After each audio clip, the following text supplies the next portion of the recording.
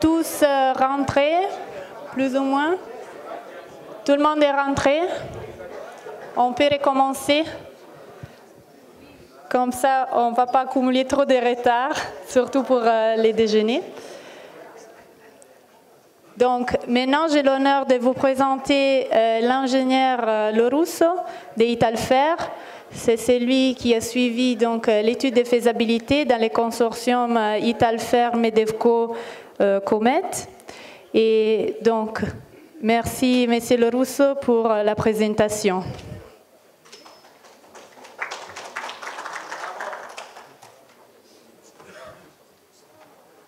Bonjour à tous.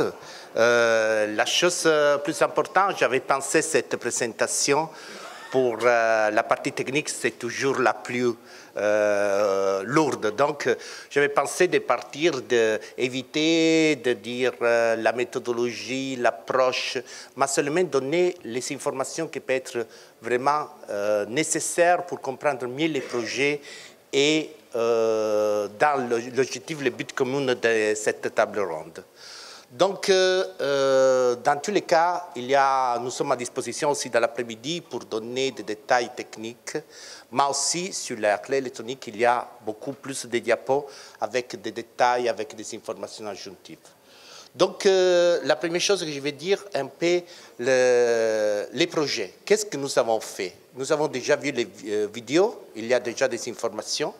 Donc, vous connaissez déjà la partie générale du projet. Donc, je vais dire une chose importante, que nous avons étudié des étapes. La première étape, qui a l'objectif de ramener la durée du trajet de Casablanca-Alger-Tunis à 30 heures. Et la deuxième étape réduit le temps de parcours à 25 heures entre Tunis et Casablanca. Donc, c'est l'étape que nous avons étudiée. Il y a aussi d'autres étapes que nous avons déjà vues, qui c'est la réalisation du train à grande vitesse maghrébin et les réalisations, les prolongements vers la Mauritanie et vers l'Égypte, qui sont part de notre étude de faisabilité. Donc, c'est là qu'on peut pour contourner notre étude de faisabilité. Cela, c'est notre étude. J'avais mis cette diapo seulement pour comprendre qu'est-ce qui est disponible, qu'est-ce que nous avons fait. Donc, c'est l'étude complète. Mais je vais déjà à le résultat final pour donner quelques détails techniques sur celles que nous avons fait. Alors, cela, c'est un peu compliqué, mais j'espère que ce sera utile parce que toutes les analyses multicritères et de transport que nous avons fait sont selon ce scénario. Donc, nous avons étudié 6 scénarios. 3 sans ligne à grande vitesse, 3 avec la ligne à grande vitesse. Comme vous pouvez voir, et comme vous avez déjà vu dans les vidéos, mais après il y a des diapos qui expliquent mieux cet aspect, toutes les lignes ont la modernisation de la ligne existante entre Fez et Akid Abbès. Les scénarios sont différents à seconde des solutions qui sont adoptées côté Tunisie. Il y a 3 solutions envisagées que nous avons étudiées et que nous avons comparées. Mais c'est mieux de le voir directement. Donc, c'est la partie marocaine. Celle que nous avons fait, c'est l'étude de la ligne existante entre Fez, Ouida et 354 km de ligne qui actuellement c'est à voie unique d'Issel. Et donc, nous avons étudié la possibilité de faire le doublement de la ligne, l'électrification et la signalisation RTMS niveau 2. Donc, c'est la première intervention, c'est pour tous les scénarios, il y a cette intervention. Et le deuxième, c'est la ligne transfrontalière. Dans ce moment, la ligne transfrontalière ne n'est pas en service, ne n'est pas en exploitation. Donc, la réhabilitation de la ligne, le doublement et l'équipement technologique. Pour la partie de la Tunisie, vous voyez Annaba, ici. Je prouve ça, mais je ne suis pas sûr qu'il marche. Oui. Il y a Annaba ici. Donc, nous avons étudié 3 possibilités. La première possibilité, c'est d'utiliser une partie de la ligne minière. C'est la ligne minière qui connecte Annaba, Bouchlouf, Jedong. donc utiliser cette ligne. Dans ce moment, Anesrif a lancé les appels d'offres pour le doublement de cette ligne. Donc, utiliser une partie de cette ligne et après remonter sur la ligne existante, ici. La deuxième hypothèse que nous avons utilisée et étudiée, c'est une nouvelle ligne ici pour arriver à la ligne existante. Pourquoi nous avons utilisé cette seconde hypothèse? Parce que nous avons retenu que la ligne en bas, la ligne minière, dans tous les cas, a du trafic lourd. Ça s'appelle minière parce qu'elle transporte minéral, donc a des trafics lourds, a beaucoup de trafic. Et donc la capacité de cet itinéraire qui a des objectifs, vous l'avez déjà vu, sont des objectifs très importants d'augmenter les commerces, les flux à travers les pays, peut être déjà dans un scénario moyen insuffisant pour amener les trafics prévus. Donc, cette solution présente plus capacité. Et aussi, nous avons étudié une autre solution qui c'est une solution plus costière avec la ligne nouvelle ici, jusqu'à ici. Après, on utilise la ligne existante entre Jeddah et Tunis. Oui, exactement. Donc, ceux-là sont les trois scénarios retenus. Je parle un peu des études de trafic. Je pense que c'est très important de parler d'études de trafic parce que l'objectif, c'est augmenter les transports. Donc, l'étude de trafic peut avancer, peut être intéressant pour deux raisons. Pour comprendre les matériels roulants nécessaires et aussi pour voir comment la nouvelle infrastructure change les flux à travers les trois pays. Nous avons utilisé comme software le Transcad. Le Transcad, c'est une bonne software, surtout sur les studios à niveau régionaux. Donc, nous avons fait toutes les choses qui sont faites pour l'étude de trafic, qui veut lire un peu, avoir plus d'informations, sont ici et disponibles. Donc, nous avons étudié la solution de référence, les caractéristiques actuelles des chemins de fer et leur évolution dans le futur, et les projets alternatifs. Cela, c'est la situation actuelle. Donc, dans la situation actuelle, nous avons la ligne Casablanca-Ouida, frontière algérienne. Nous avons la ligne SNTF. Nous avons la ligne 7 scénarios. Après, comprenez-vous que dans l'étude des trafics, nous devons étudier toutes les modalités de transport pour comprendre comment est possible de détourner une partie du trafic d'une infrastructure à l'autre infrastructure. Donc, nous avons étudié aussi les autoroutes, les ports, l'aéroport, les zones logistiques. Cette ligne ferroviaire est très importante aussi pour les connexions des ports, aussi pour les voyageurs, pour les frais, pour les connexions du port de cette zone.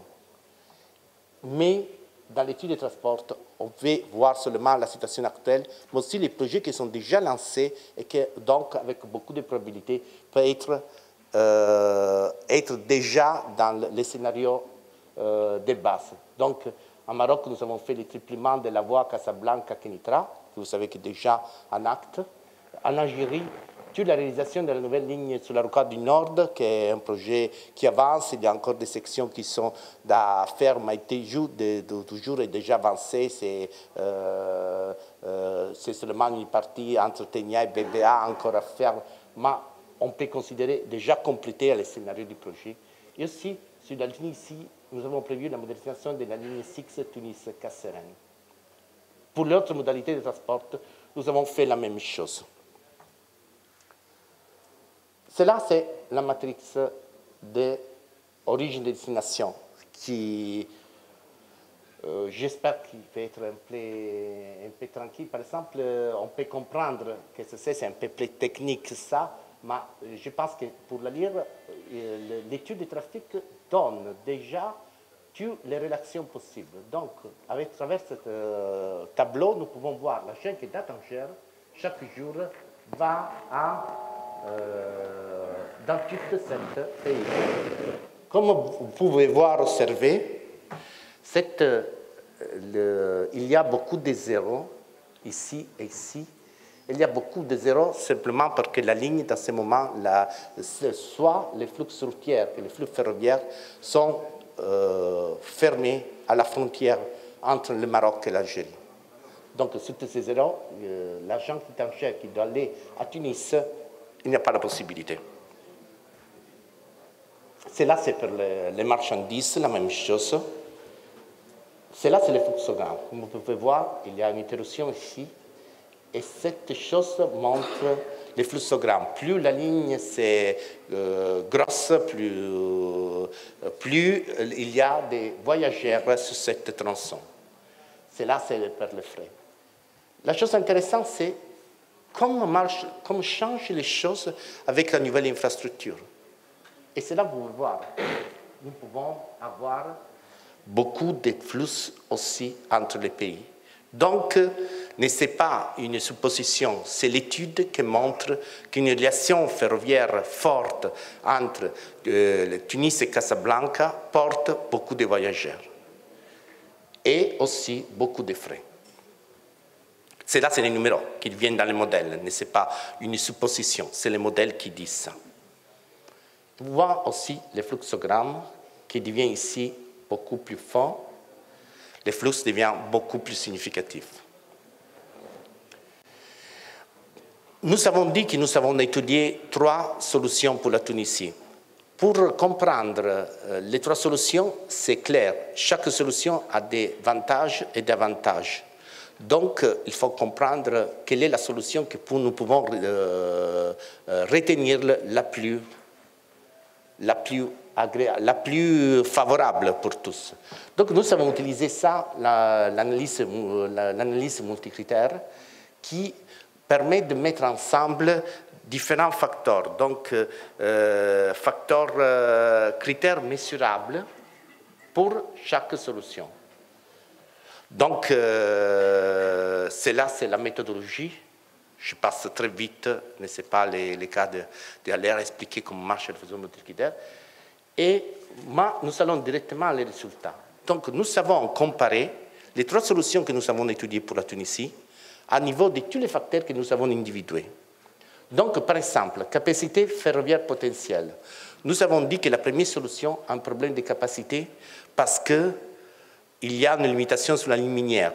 Donc, vous pouvez voir très bien que le facteur ici, les sillons disponibles sont très bas sur l'alternative 1. Sur l'alternative 2, D et 3 sont plus grands. Service ferroviaire, exprimé en temps de trajet. C'est très intéressant ça, en minutes. Donc, la solution alternative 1, c'est plus... il prendra beaucoup plus de temps. L'alternative D et 3 vont plus vite. Volume de trafic routier, pourcentage potentiel de tournée à faveur du chemin de fer. C'est clair que temps de parcours plus long, disponibilité des sillons plus longue signifie que les solutions D et 3 sont plus attractives respect à la solution 1. Après, cela c'est l'autre différence. Les coûts, clairement, les coûts de cette alternative, c'est moins parce qu'ils utilisent plus la ligne existante respect à l'autre solution. Les coûts de gestion, les périodes de construction, vous verrez aussi les critères environnementaux qui sont pris en compte, donc sites sensibles, impact paysager, impact hydraulique, impact de déplacement, et les critères socio-économiques. Donc, pour arriver au résultat final, dans notre analyse, la solution retenue, c'est l'alternative D, qui prend plus points. Mais cela, c'est les résultats d'un critère avec une poids, avec une bonne sensibilité. Mais cette solution n'est pas une solution contraignante. Donc, c'est la suggestion retenue dans notre étude. Aussi, je pense que pour l'investisseur, pour les banques, c'est nécessaire d'exposer un peu l'analyse financière et les données économiques. Je pense que tout le monde connaît un peu la différence entre l'analyse financière et l'analyse économique. L'analyse financière, c'est le point de vue de l'investisseur financier qui veut investir sur le chemin de fer. Malheureusement, pour le chemin de fer, il n'y a pas beaucoup de projets dans le monde qui montrent une rentabilité financière intéressante, parce que c'est des projets très longs et donc le chemin de fer, dans ce point de vue, ne c'est pas un bon investissement. Il y a des investissements qui sont meilleurs.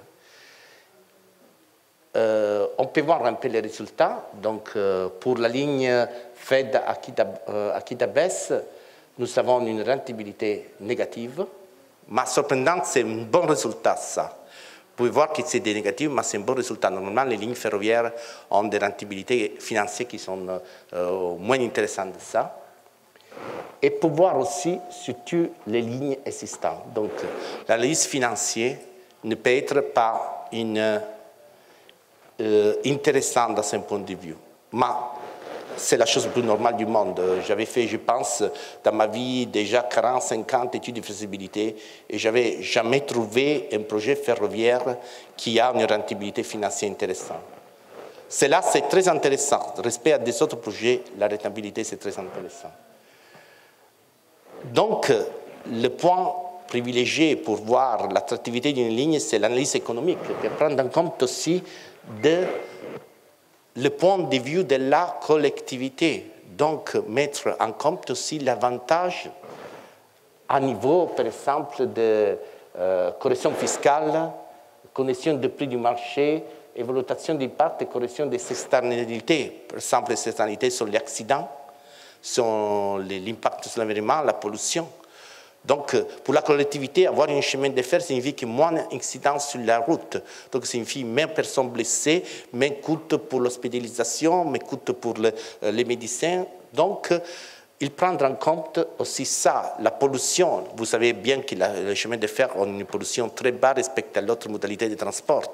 Donc, cela, c'est retenu, mis en compte dans l'analyse économique. L'analyse économique, c'est une analyse déjà bien fixée. Il n'y a pas de choses et de choix à faire. Donc, c'est seulement de faire les comptes et on peut voir que les résultats de l'analyse économique sont vraiment très, très favorables sur les tronçons du Maroc, mais aussi sur tous les scénarios que nous avons envisagés. Sur les 6 scénarios. Vous vous rappelez, les premiers sont avec la solution 1, la solution 2, la solution 3, et c'est là avec la grande vitesse.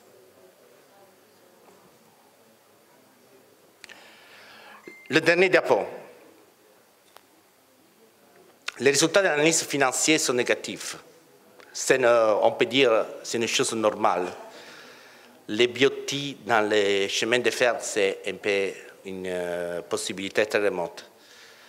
Les résultats de l'analyse économique, au contraire, sont très bons.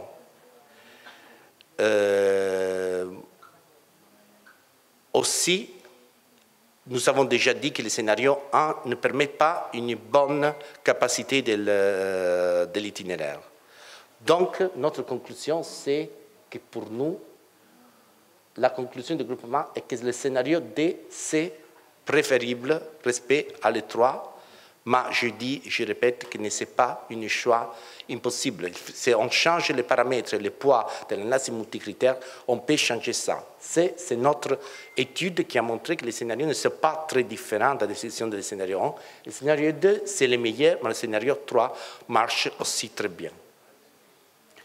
Je ne veux pas perdre que j'explique tout ça, non, mais c'est seulement des diapos, donc je vais très vite sur ça. Nous sommes ici, mais c'est vraiment très, très vite. Je vais vous faire voir un peu les programmes d'exploitation, donc les numéros de trains de chaque catégorie pour chaque année, donc les trains marchandises et les trains voyageurs. Comme vous pouvez voir, il y a une grande augmentation du trafic. Et nous avons, comme nous avons dit dans la première diapo, nous avons étudié des scénarios. Le premier scénario, c'est pour réduire le temps de parcours à 30 heures entre Tunis et Casablanca. Cet objectif peut être rejoint de manière très facile avec des interventions très petites sur les lignes existantes.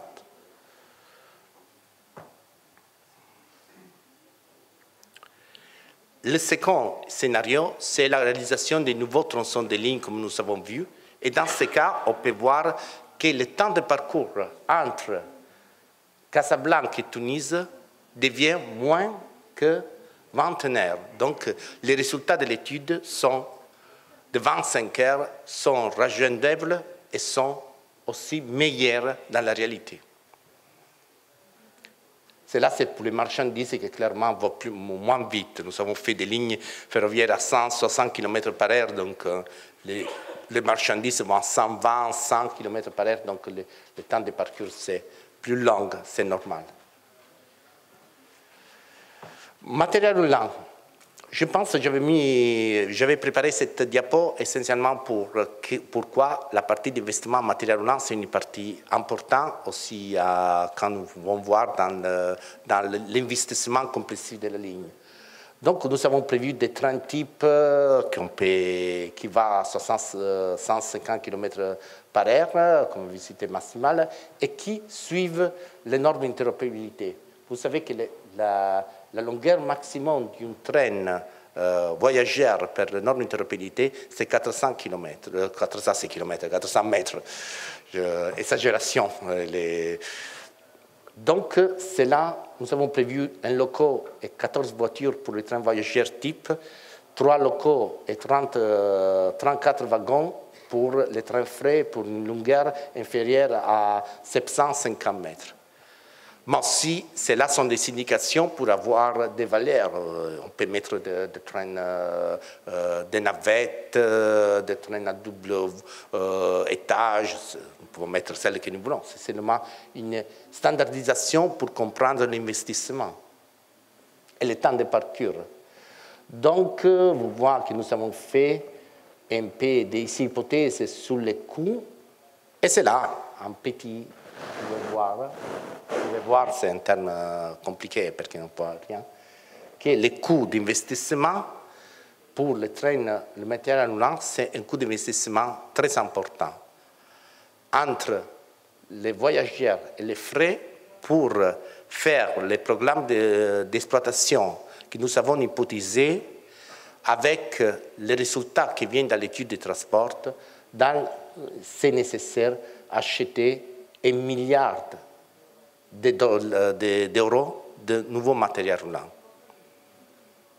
Et cela ne dépend pas dans les scénarios. Vous vous rappelez, scénario 1, c'est Annaba, la ligne minière, scénario 2, c'est la ligne intermédiaire, la ligne 3, c'est la ligne costière, tous les variants retenus côté de la Tunisie. Sur l'étude technique, on peut rester, on peut parler dans l'après-midi si vous avez des questions.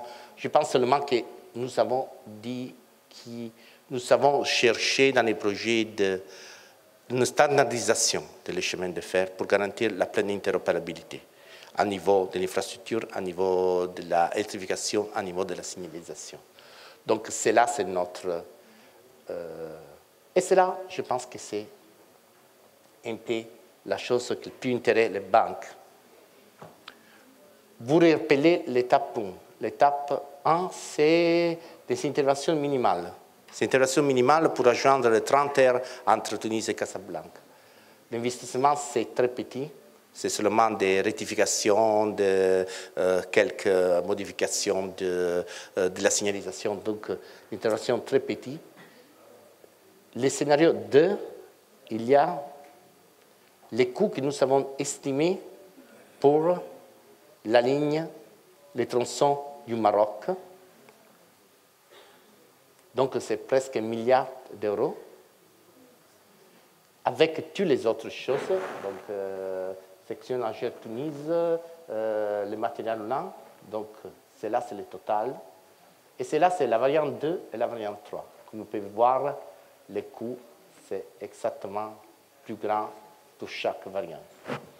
Nous avons utilisé naturellement des prix standards. Nous avons terminé une étude de faisabilité, donc les prix sont conservatifs. peut-être que le prix peut être inférieur pour les sociétés ou supérieur à ce qu'on dit. C'est nécessaire d'avancer avec l'étude, avec l'APS, avec la PD, pour comprendre mieux les contraintes géologiques, hydrauliques du territoire et pour avoir une écoute plus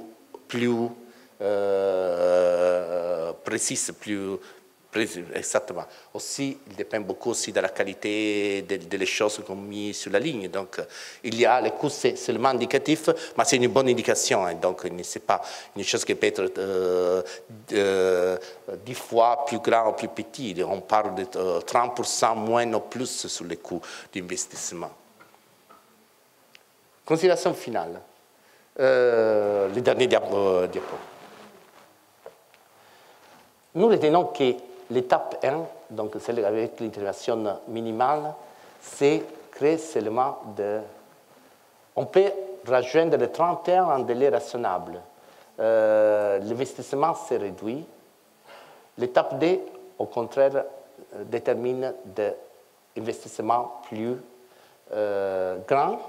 Et aussi, nous avons vérifié que s'il arrive à la grande vitesse, dans tous les cas, la ligne traditionnelle reste intéressante pour le trafic frais. C'est là donc, nous avons résumé que l'étape 1, c'est un petit investissement, mais réalise des améliorations à niveau de capacité très petits et aussi des faux frais. Donc, notre suggestion du regroupement, c'est de commencer déjà le tronçon du scénario 2 pour avancer sur le scénario 2 sans faire de petites interventions sur le scénario 1. Donc, c'est la suggestion du regroupement. C'est la slide la plus importante pour nous parce que l'expérience de ce projet, c'est une expérience vraiment exceptionnelle. J'avais fait beaucoup de projets de faisabilité. Donc, un client aussi compétent, des chemins de fer qui ont contribué de manière exceptionnelle et des partenaires avec lesquels nous avons oublié d'être des sociétés différentes. Mais nous avons travaillé pour l'objectif commun, c'est vraiment très rare à trouver. Donc, je veux remercier les clients, je veux remercier la Banque africaine, je veux remercier Comet et Medevco pour la collaboration exceptionnelle. Italiens, Tunisiens et Algériens ensemble ont travaillé pour le même objectif, de manière très coordonnée. Donc, merci vraiment à tous, merci à les clients, à les banques, à mes collègues de l'autre société et à mes collègues Italfer qui ont fait tout ce travail.